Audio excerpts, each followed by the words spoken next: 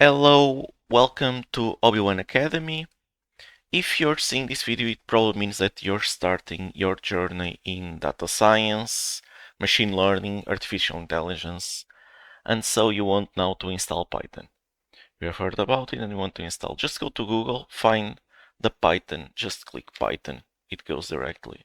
The first thing that reaches is the Python website. Click on downloads, okay, and now you want to install Python. Python has several versions. You might be tempted to install 3.15. It's still in pre-release. It means that it might have some bugs. Okay, it will be used in the future. So, but now the latest stable version is 3.14, and you can click right here for 3.14. And you go here to the bottom, select the files for your operating system. Mine is Windows right now. Here for the files, it downloads and then you just proceed as usual. Okay, in my case I will reinstall Python.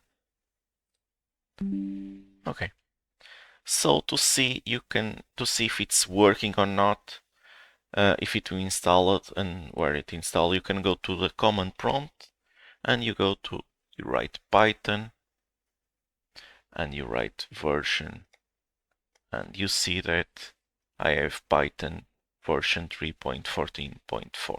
Okay.